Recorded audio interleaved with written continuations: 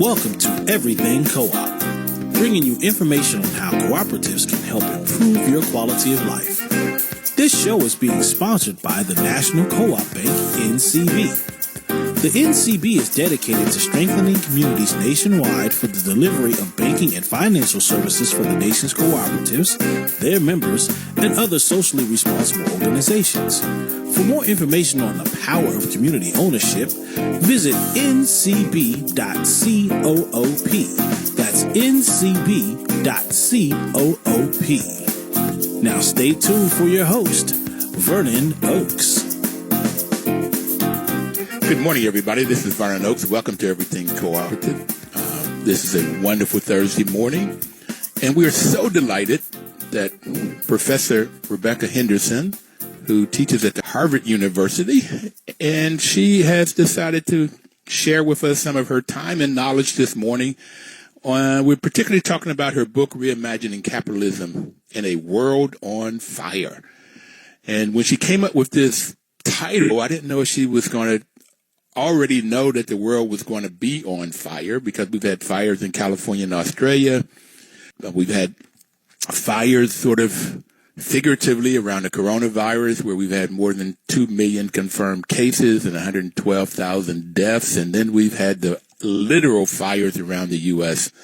based on the inequalities that have come about. The match that struck this fire was the murder, lynching of George Floyd. You know, these fires in my world weren't started by capitalism, but they've been inflamed by capitalism and the ills of capitalism, which to me, Rebecca, the center of it is greed. So I couldn't see how reimagining capitalism would work until I got to one thing that you said, and it'll come out and we'll talk about it. But when you depend on business itself and government, if you look at the way the government has worked or responded to coronavirus, it doesn't work that well. So I don't see how we can depend on that. But Rebecca, there's one thing that we totally agree on, and that is, and I want to get this out really quick, is get out and vote. Everybody has to do their part and get out and vote. Good morning, Rebecca. How are you? Good morning, Vernon. I'm really well. Thank you so much for having me on the show. Thank you for taking the time. And what I would like for you to do, Rebecca, just take time and go through and explain what your book is and how you're reimagining, dreaming, working, wondering, hoping that we can change capitalism in this world on fire. For sure. And I want to say there's one other thing we really agree on beyond everybody should vote. And that's cooperatives are amazing and a critical part of reimagining capitalism. So I'm so excited to be on the show and to have the chance to talk. So sure, let me give our listeners a quick sense of what I'm getting at in my book. The book really has two parts. The first two chapters talk about what's gone wrong, and then the remaining 5 chapters talk about why business might be able to fix it. And emphasis on the word might. This is a heavy lift. As you say, Vernon, capitalism has all kinds of issues. So let me start with my understanding of what's gone wrong. I think it's fairly straightforward. I mean, capitalism is basically broken. In its ideal form, capitalism at its very best, and I'm going to say, a well-run cooperative competing successfully is sort of a good model of what capitalism at its very best can be. So at its very best, people, the people who work there own the firm, but the firm is privately owned, not owned by the government. It competes hard to deliver good products and services that people need. And if it's not giving people what they need, it goes out of business. And I think that's a lot better than some of the alternatives. I don't want the government running the economy. That's really not good. So when capitalism really works, that is when there's genuine competition, so the rich can't buy their way in and keep new firms out, when there's real freedom of opportunity, so everyone can start their own firm or everyone can choose where to work, everyone has the education and the health care they need to participate in society, then I'm a huge fan. Sign me up. I teach at the Harvard Business School. The problem is... sign me up, too. Sign me up. Yes. With what you described, sign me up. Okay. Okay. The trouble is that's not what we have. You just have to look out at the world, and my goodness, the pandemic, and then the murder of George Floyd. I mean, it's not a surprise, right? But we're living in a world where there are enormous inequities, where a lot of people don't have access to the healthcare or education that they need, where people are targeted by government and law enforcement for the color of their skin, where it's, let's face it, much easier for a nice white girl from London with a good accent and the right education to get a job than it is if I have the wrong accent or I have the wrong background. So this or is... the wrong name. Wrong name would do it, too. So you just described yourself for right? everybody. We know that Yes. from the research. You could Yes. send my CV with the wrong name on it, and you get a completely different reaction. I mean, it is so unjust what's happening. And then when you add to that too many businesses are looking at the other way when government doesn't fix the problems we need fixed.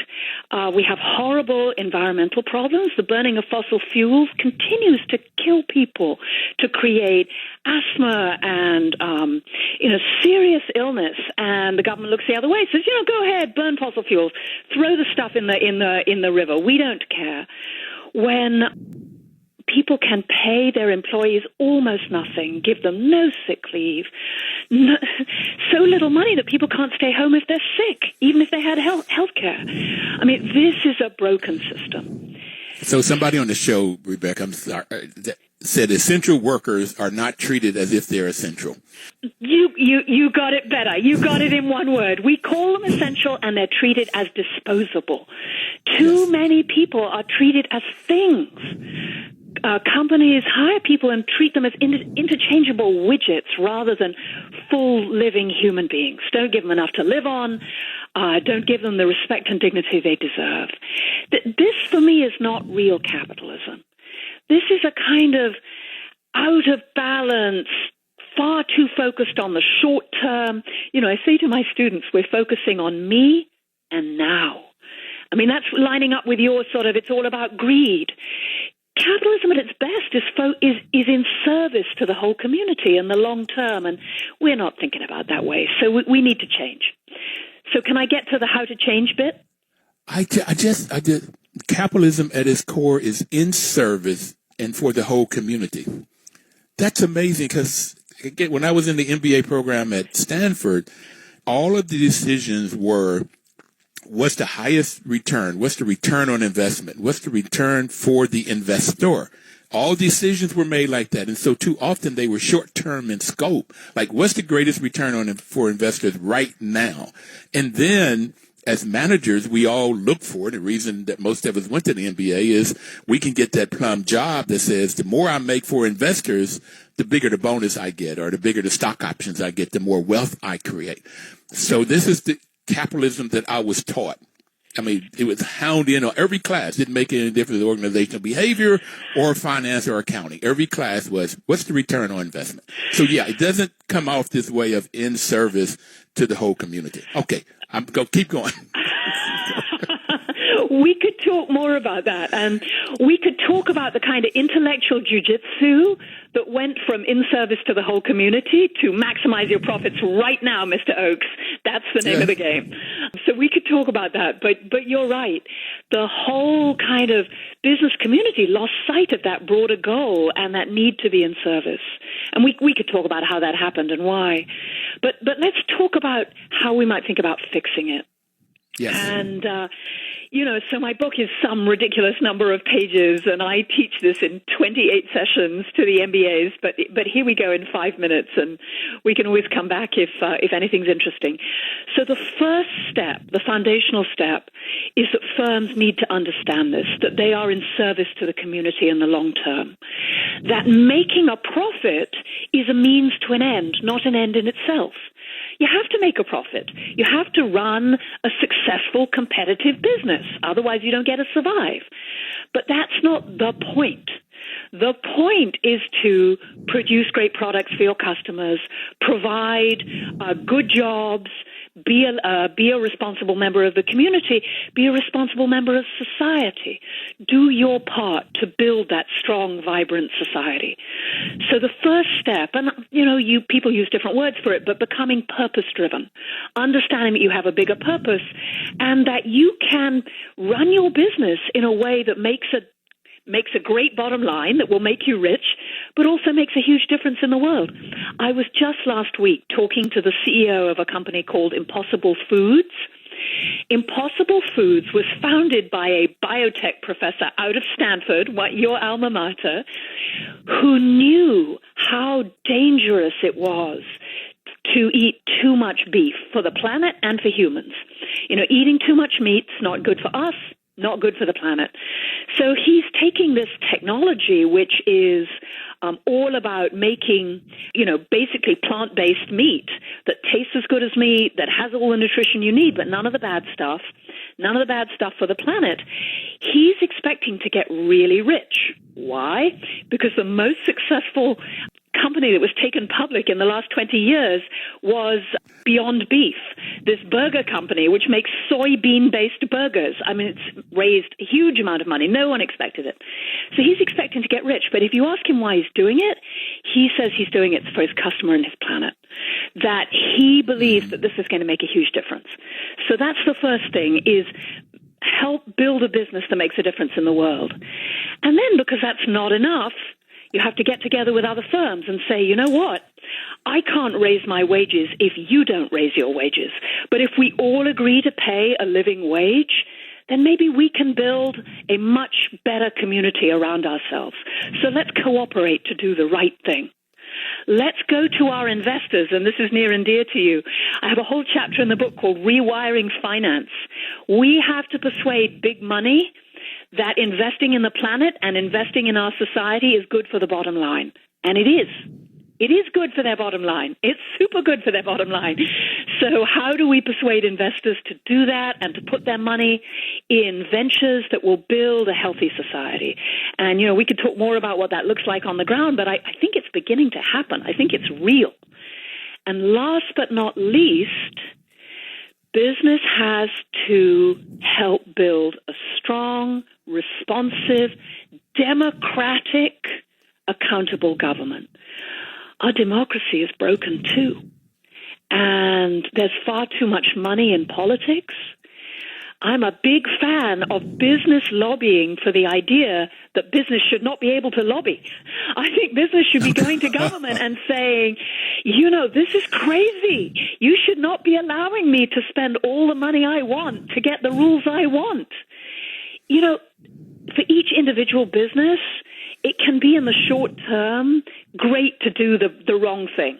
Why don't I just buy my local the politician? Why don't I just get the rules fixed in my own favor? In the long term, that's going to be bad for all of us. I think more and more business can see that we need a democratic government that responds to the will of the people. I mean, you just have to look at what's on the TV. We need a government that's working for the people, not for the people that have the money. So I think business should be really helping to lead the charge on that front.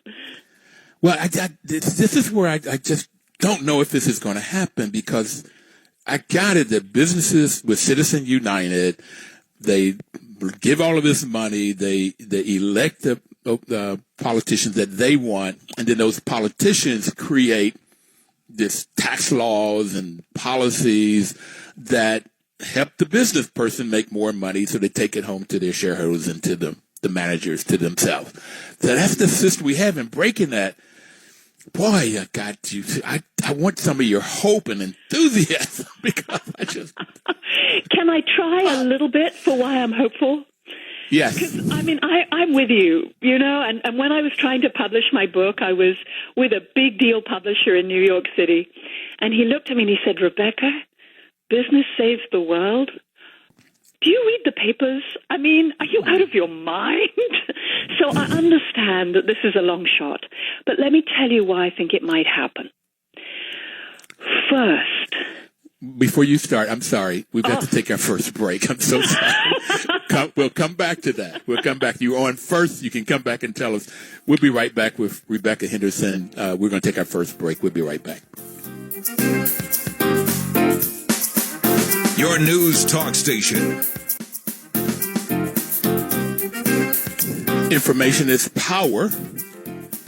I got early on in the show, 6.5 years ago, Rebecca, we've been on the show for 6.5 years. And the first month that we were on, which was October, a gentleman from Senegal came on and said, it's not information where the power is, it's the action. It is, you only get power when you put the information to action. So National Cooperative Bank is sponsoring this program to give you information about cooperatives and how they work. And now Rebecca Henderson is talking to us this morning how we might be able to reinvent capitalism so that our system works. And let's see if we can take this information and put it into action. And I think you were beginning to talk about some of those action steps. Back to you, Rebecca. I was indeed, Vernon. I was going to say the first reason I'm hopeful is because increasingly all of us, employees, are insisting that the firms we work for behave differently. A few years ago, an old friend of mine who's a CEO of a pretty big company, a couple of $1 billion in revenue, called me up and said, Rebecca, I think all this stuff about sustainability is bullshit. And I said, yeah, I know that, Fred, not his real name. And he said, but everyone I'm trying to hire thinks it's important. So would you come and talk to us about what on earth you're talking about? And so I went and talked to him, spent some time. He is now one of the most values-driven CEOs I know. Because once he started responding to his employees and thinking about how he could run the company in a different way, I talk about taking the high road in the way you treat your employees, treating them with dignity and respect, giving them a living wage, steady schedule, decent benefits, and the dignity to have control over their own work. Once you start doing that, we have good academic research on this. You see more productivity, more innovation, more creativity, and my God, everyone is happier. So, so that's one source of hope is the employees are really pushing. And we're seeing that. Why did Microsoft come out and make this massive, big deal climate commitment? Because their employees insisted. Why are so many people pushing? Why is Amazon maybe starting to behave differently? Because some of their employees are insisting. So that's one reason for hope. Second reason is customers. All of us are buying. All of us want to buy from firms that share our values, and nothing gets a firm's attention faster than seeing that customers want, a different way of doing things. So that's another reason for hope. Third reason, the world really is falling apart. I mean, it really is on fire. And even the people with the money can see this. In fact, they tend to be super smart. They can see that this is not sustainable, that a society with this level of division is not going to be good for business. I mean, let's just think for a moment about who's going to be the employees and the customers of the future. If you're looking out in the U.S., you know that in 10, 20 years, half your talent pool is going to be non-white. You know that half your customers are going to be people of color. You can see that this kind of radical discrimination and hate is not good for business. So I think that business people are ultimately quite smart, that they can see the current model isn't working and they're up for doing something different. Whether that will happen, I don't know. I mean, I'm with you. This is not a done deal. This is tricky, but there's a group of business people who are really moving in this direction. And let me give you my last reason for hope, and then I'll stop. It's the hundreds of thousands of people who want change. When I ask the first-year class at the Harvard Business School, is capitalism broken? 50% of them say yes. I mean, that's amazing. Think about the incredible interest in alternative forms of organization, like co-ops. Think about all the attention that King Arthur Flour is getting. I mean, that is a fabulous firm with a wonderful product. It's small, but it's a standard bearer for what a firm can look like when it's run a different way. And there is so much interest. 6 months ago when I started talking about reimagining capitalism, people would look at me and kind of sidle sideways out of the room. Now there's a lot more interest. I would be in that crowd, okay? Okay. Well, So that's why there's a lot more interest now, okay? Yeah. There's a lot more interest. And, okay, why? I think inequality and exclusion is a lot more visible. I think some people of privilege could tell themselves a story about, I'm okay because I worked really hard. In the pandemic, when you look out and you see literally millions of people cannot afford to take a sick day, cannot afford to stay home, it becomes... And they work really hard. It shows that they work really, really, really hard. Those nurses, those transportation people, all of these people are central. They work hard and they can't make a living. And they can't make a living. Vernon, thank you. You're much better at this than I am. Looking at, and people had a face, right? The person who was delivering your groceries was risking their life, was working flat out for no money, for almost no money. So I think it went from being some kind of abstract, yeah, maybe there's some kind of problem, to, oh my God, something is wrong. 50% of Americans haven't had a pay raise in 20 years. Hundreds of thousands of people have to work 2 jobs just to keep body and soul together. The idea that, people who don't have money are lazy is just always was a crazy lie, but really revealed to be just wrong. And I mean the same thing with racism, right? Oh yeah, there's an issue. I mean, I never know whether to laugh and cry or when my friends say, oh my God, I watched that video, which is the most awful thing. And my friends say like, oh, I had no idea. I'm like, what do you mean you had no idea? But for whatever reason, this has made very visible that there is systemic oppression and discrimination. And so I think it's gone from being I may chat about it over a beer late at night to, whoa, something is fundamentally wrong at the core. I mean, it's really interesting. Trust in business has dropped by 10 percentage points. That probably sounds too academic, but until recently, government was the most trusted institution in the U.S. That has changed. Government is now the most trusted institution in the U.S. because of the ways that local healthcare systems and local mayors have stepped up to try and do what needs to be done. I mean, that's the other thing that's happened, Vernon, is I think a lot of people were living in this sort of place where they thought government isn't really important, business can fix all our problems. You move into the pandemic, you look at, the problem of exclusion, and you're like, whoa, that can't be fixed by business. We need a functioning government. And why isn't the government functioning? 70% of the people in this country think that the system is rigged. And why do they think that? There's a lot of evidence that, yes, it is rigged. So, when you see cities and states bidding against each other for vital medical equipment, when you look at the difference in response between, say, South Korea or Germany or New Zealand and our own government, you go like, whoa, something is wrong. Something needs to be fixed. Got it. And 47% of Americans, if they had an emergency, could not come up with $400. That one shocked me. And I'm surprised because I came in a family, Rebecca, where there was always more month than money. There was always borrowing from Peter to pay Paul. If you have a checkbook, that means that you should have some money in the bank. I mean, there's all of these kinds of things that you grow up with. I grew up in Bluefield, West Virginia, on top of a mountain, and they were black and white. So I got real quick. There's no discrimination with poverty. Working poor, we were all working poor. Or if there was some disease or something that was happening that people could not work, you saw that too. But this poverty, this sickening of poverty, and then to hear poor people are lazy, blacks are lazy, Hispanics are lazy, or they do drugs, or they rape, all of this craziness that goes out here. And then if you study the system. Yeah, I mean, there's contempt. Yeah. Oh, they're just trailer trash, as if the poor weren't really people. I mean, my favorite statistic is one single family owns more wealth than 40% of the American population. One family, yes. The Waltons. Yeah. See, the other one, I wish I remember this title of this book, but the people that have made their money in their lifetimes, the guy from Microsoft, Warren Buffett. Bill Gates, yeah. Yeah, okay. So they made their money. They seem to be more wanting to solve the problem of our economy.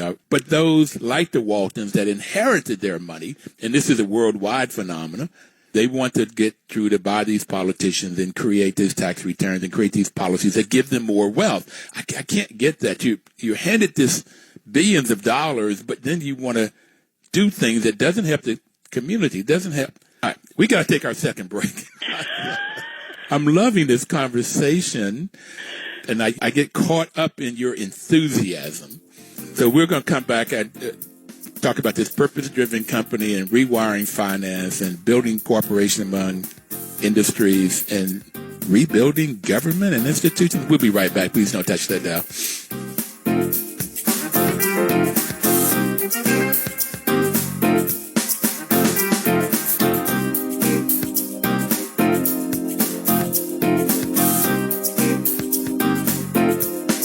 Your news talk station.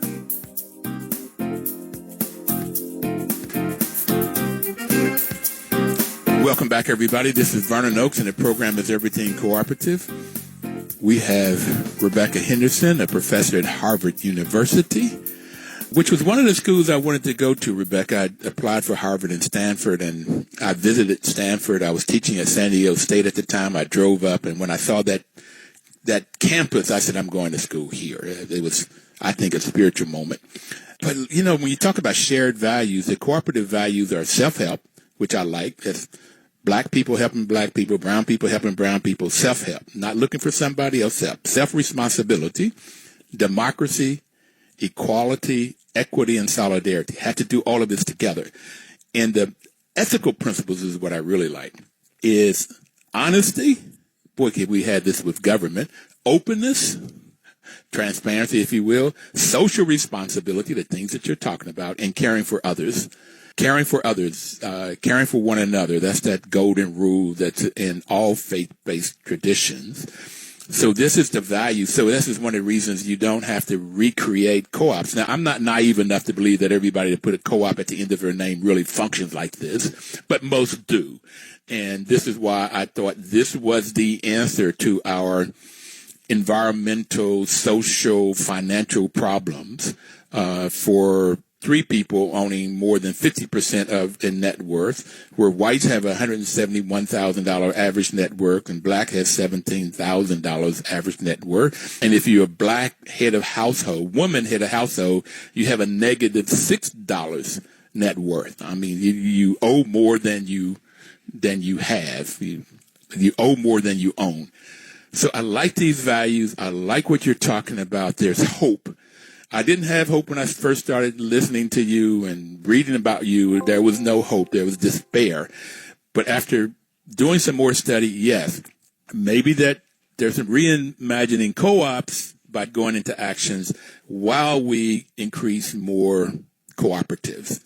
So those shared values, I think, is why co-ops work.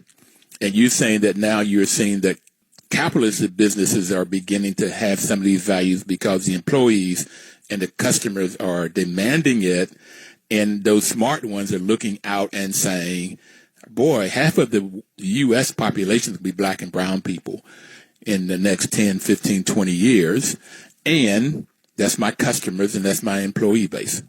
There's hope. Any more hope? Can we get any more? Particularly these investors. I mean, that was the thing that gave me the most hope, that investors out there smart enough to look out and say, what do you tell us? So, yeah, investors. My father was a stockbroker, so I've always been very dubious about finance, and always sort of tried to steer clear of it. But a few years ago, I started running into investors, and couple of reasons I think there's hope. First, the evidence, the academic evidence that if you run a company using the kinds of values you just laid out of honesty and openness and social responsibility and caring for others, you do better. Yeah. Certainly, you do as well as the conventional firms. And there's increasing evidence that one of the things you do better is respond to challenging times. That firms run where everybody feels they have a stake, where everybody feels that they're a respected voice, where the goal of the organization is to do the right thing for the community, those firms do better in the middle of a pandemic. One of the things we're seeing in the capital markets is, on average, I think about $500 billion has come out of the stock market because people are so kind of jumpy about what's going on and come out of most of the conventional kind of money market funds. But $50 billion has gone into funds investing in these kinds of firms. And there's, this is all very preliminary. We'll have to see if this data shows up. But some super interesting data suggesting that they're surviving better financially. I have a couple of friends who run firms like this. And what they say is, Rebecca, thank God I'd spent all this time trying to build real trust and real respect and really engaging with the people that work with me so we're all in it together. You wouldn't believe how hard they're working and how much they're putting out and how committed they are. So those firms, again, preliminary evidence, they're doing better. And investors are looking at that going, better put my money there. Second reason for hope. I never know if this is a reason for hope or just really, really creepy. Okay, so it might be really creepy. But I have a rumor that there is a room in the world where 15 people get together every so often, and between them they control, you name it, but some bizarre fraction of the world's money. Like a big number, 25%, 30%, it's a lot of money.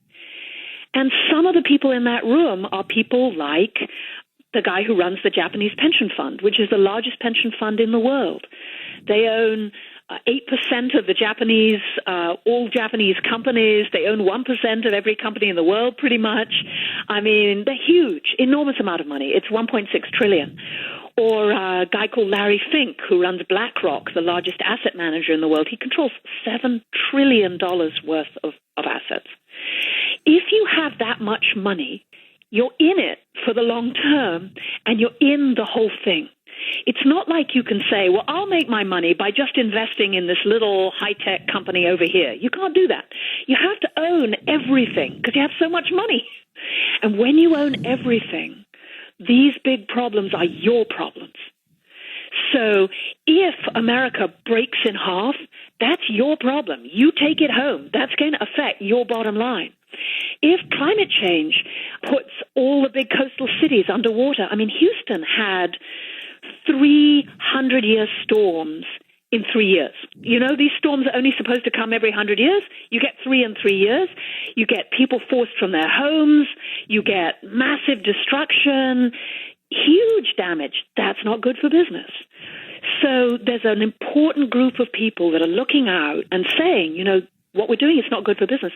So Larry Fink, the guy who controls $7 trillion, he sent a letter to all the CEOs of the companies he owns, which is basically every company on the planet, saying, you guys have been too focused on shareholder value, on profits.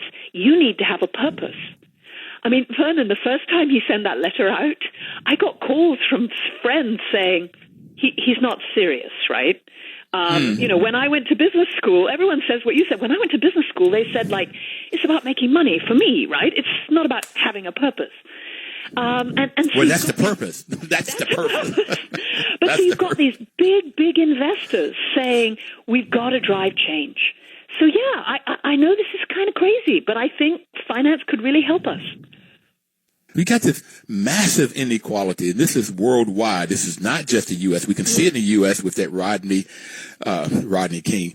George Floyd, it just keeps going back. If you go back 400 years of this neck, got me pinned down with your knee on my neck, or you have me lynching, or you have all of these issues. This inequality just keeps getting bigger and bigger and bigger. More and more people at the bottom of the totem pole trying to make ends meet, trying to get enough money for food and medicines, or food and education, and then housing 10, 15 people in a house to try to have a roof over your head. And then you have these people with all of this money. It's just in some research that I've read, Rebecca said all that leads to is revolution, not the kind that Bernie Sanders talks about, but the kind with guns and killings and stuff. So this is where it ends up. Yeah, and then climate change all ends up in this bad way. So first, my understanding is actually globally inequality has not increased. That, China bought $1 billion people out of poverty. That there's now only 1 billion people worldwide who have to live on sort of $2 a day. So in fact, this is the good news, right? There are 5 billion people who are living on, $20 a week. I mean, yeah, it's crazy good news. But the world as a whole has got richer. So I think we have to be aware of that. And I'm actually going to blame capitalism. I'm going to say that, many more people have houses and food because of capitalism. But I'm completely agreeing with you. The continued oppression of people at the bottom is completely worldwide. I mean, name me a society where people don't look down on people who are different from them, and keep them at the margins and keep them from opportunity. That's everywhere. I wish it weren't, but it's everywhere. Does it always end in revolution? In some ways I wish it did. Sometimes it doesn't. Sometimes it ends in a really, really nasty place called extraction. Extraction is the rich own everything, and they control or try and control everyone. It ends in tyranny. And I worry that the technologies that modern technology makes it easier than it's ever been to kind of watch people and control people. When you think of what China's doing, they have 1 million people in concentration camps. They're watching where everyone goes, where everyone spends their time and their money. The technology lets you do that. That's why I think reclaiming our government is so important. So we need the revolution now before we get to the tyranny, and I mean the best kind of democratic, empowered, morally driven revolution. That's what we need right now. Well, when we took the last break, Reverend Barber, it was an ad about him and his Poor People's Campaign. He took over the Martin Luther King Poor People's Campaign and trying to bring the flashlight on poverty in America. I've tried to get him on the show, and there may be hope that we'll get him on the show. I've also tried to get the Pope on the show. He's a fan for co-ops. So, yeah, I want the kind of revolution that says without the guns, that we can reclaim government. I mean, that's to me is one big, and that's what Reverend Barber is preaching. I have wanted to talk to him about his strategy for solving the poverty in America is through government, electing the right officials that would make the kind of rules that you talk about, put rules around businesses and what they can extract and in terms of how they can hurt the environment, or hopefully they won't hurt but help the environment. And I have thought that the solution to poverty is a cooperative business. You give me some hope. There might be some capitalistic businesses that may take on some of these shared values that are in the co-op world, and some of these capitalistic businesses can start solving this problem. There's some hope. I don't know. Okay. Okay. You're a hard sell. Okay. There's some hope. And you hit it when you said investors. This is the piece that really got me turned. If investors looking at this massive problem that you and I see, I mean, most people see, the young people see it. Climate change is so real, and they see it and says, this is bad for business. And when they say it's bad for business, and then Larry Fink of the world would send out this letter to all of these companies and say, you got to do something. Then there's where the real hope comes for capitalism. Okay. Wow, yes. We got to take our final break. It goes by real quick. I want another hour or two with you, Rebecca. I may have to come and sit in your class and take all 26 classes up here. It's online if you want it, Vernon. We put the whole thing online. It's called Sustainable Business Strategy, and it features King Arthur Flower, and we talk about co-ops, but it talks about this. It's how we can, persuade business to be part of the solution, not part of the problem. So we're going to come back and talk some more about that in this last segment, how business can be a part of the solution as opposed to part of the problem. Okay. Your enthusiasm is contagious. Thank you. We'll be right back, everybody. Please don't touch that dial.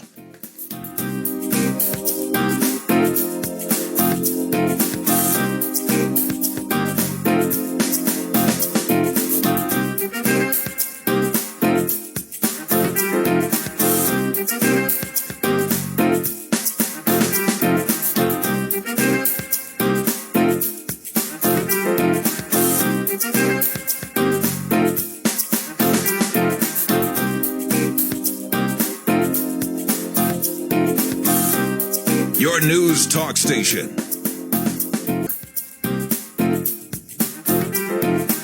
Welcome back, everybody. This is Vernon Oakes. The program is Everything Cooperative.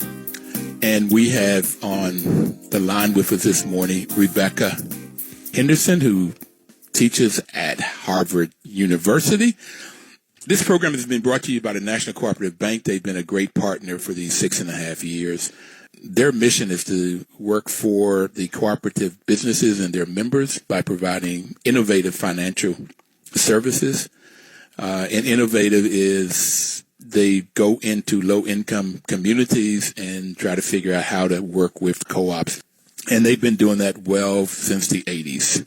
We're glad to have them as a partner. Okay. I want to hear some more of your enthusiasm of how this might work. And if you have some examples of businesses really going in. You've talked about a few. You talked about some co-ops that are doing. I think co-ops, it's in their DNA. But how are businesses taking on this challenge, and what else can individuals do to support these changes that we need? So it's easy to think that only the people at the top can make the changes sometimes. We forget that real change is driven from the bottom. Let me tell you one story about a big consumer goods firm called Unilever. So Unilever makes things like Dove and Lipton tea. I forget how many billions, but it's an enormous company.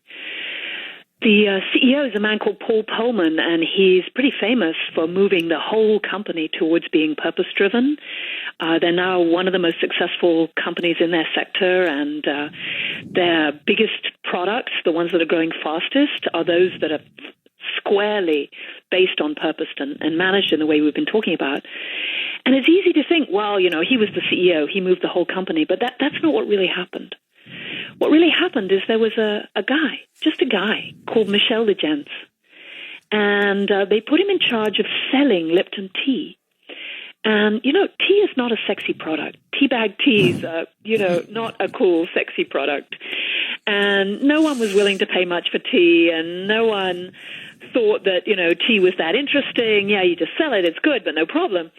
And he took this job and he started talking to people in the business. And they said, you know, if we keep on growing tea the way we're growing it, we're causing enormous harm. People who pick the tea, they have no education, they have no health care, their kids are not in school, we're not paying them a living wage. You know, the papers are going to get a hold of this, and our consumers are going to go nuts, you know, and besides, it's really the wrong thing to do. And so Michel went to the people he worked for and said, you know, I think we should say we're going to really clean up our supply chain. We're going to pay the people who pick the tea decently, and we're going to give their kids health care, and it's going to be great. And the people he worked for looked at him and said, no, calm down. Didn't you go through business school? This is about, you know, maximize profits. And why would we pay people more when we don't have to pay them more? And, you know, what is...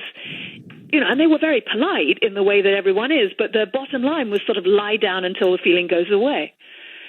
And, you know, he was faced with a choice. He went back to his friends and he said, you know, that's just not working, and they think I'm crazy. And as a team, it's just regular people selling tea. As a team, they went back and said, no, we think this is the right thing to do. And we think if we tell consumers that we're doing this, they won't pay any more, but they might buy our tea instead of the other guy's tea. And that's what happened. They gained market share. And you know what happened then? Every other major tea business on the planet said, you know you have a point, and switched. Mm-hmm. And it's not perfect. Yeah, there are still issues. In tea is tricky, and there are places people aren't treated well.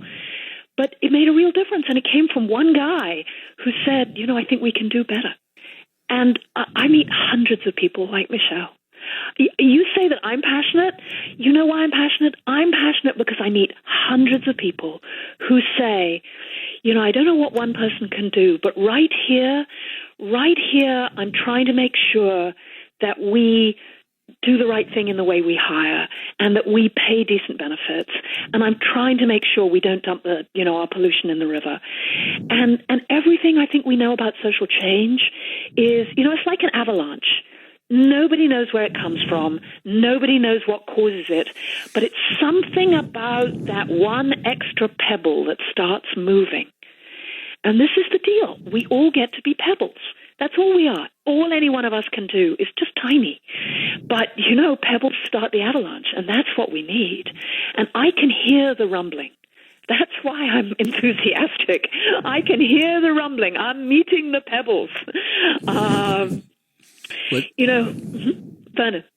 So you talk to one individual, and then what I like about the cooperative model, there's this hierarchy in the capitalistic model. You have the board of directors, then you have the president, and then you go down to the vice presidents and directors, managers, and eventually you get down to the people that work on the manufacturing floor or in the stores.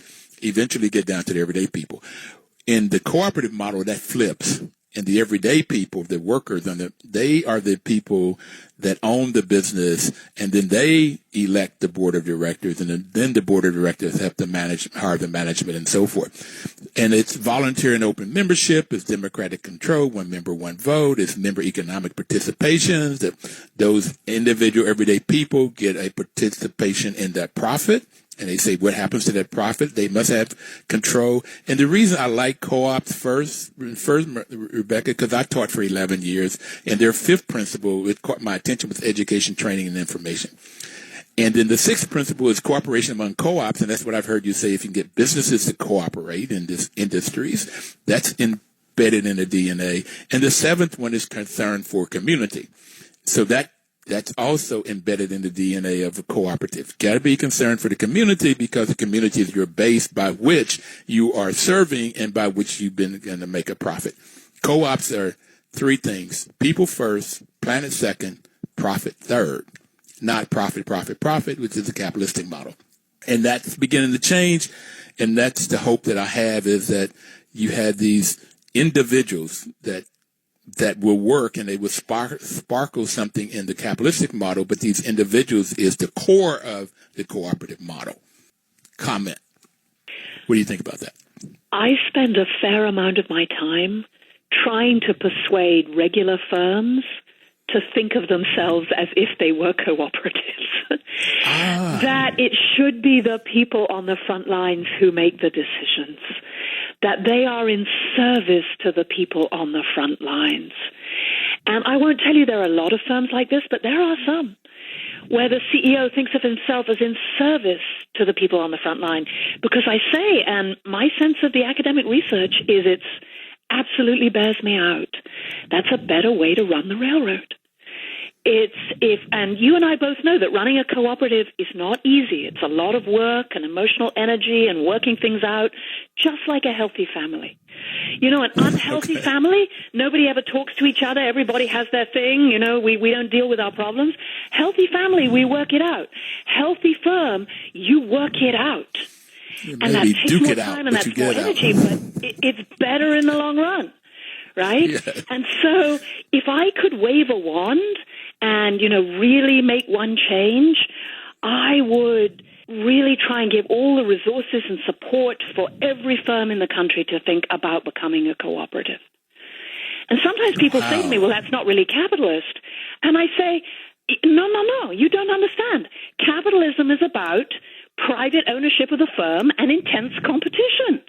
If you look at a firm like, say, Kaiser Permanente, very successful healthcare firm in California, one of the most successful healthcare providers in the country. People, planet, profit.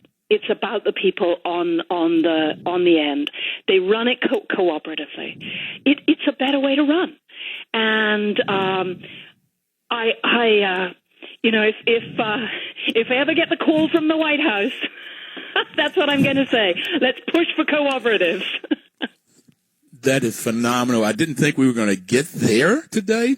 I have that this cooperative model is good for business. And I work for Cummings Engine Company out of Stanford. And I remember I was assistant to the president, and there was I can't even remember what the issue was. And it was one of these issues about what is good for the people in the manufacturing firm, and what's good for society. And he said, but that's good for business. It was longer term. And that was the first time I heard that.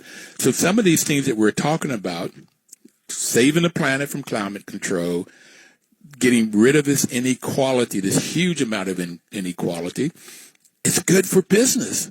It's just good for business, and then getting to where people have a say in their world. We only have about a minute and a half left, and I would like for you to tell us, other than you've already hit and helped my heart of try to get all businesses to become cooperatives, and it is capitalistic.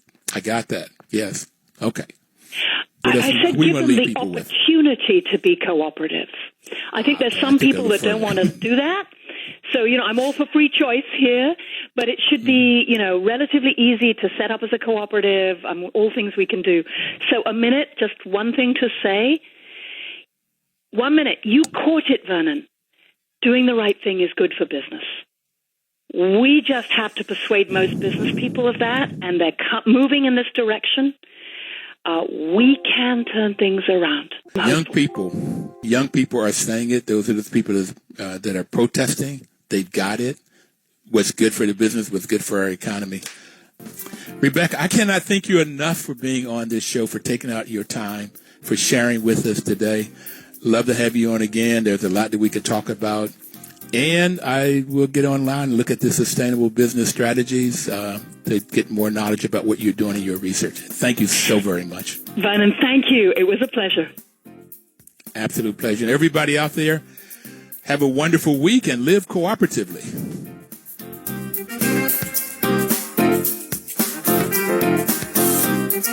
Your news talk station.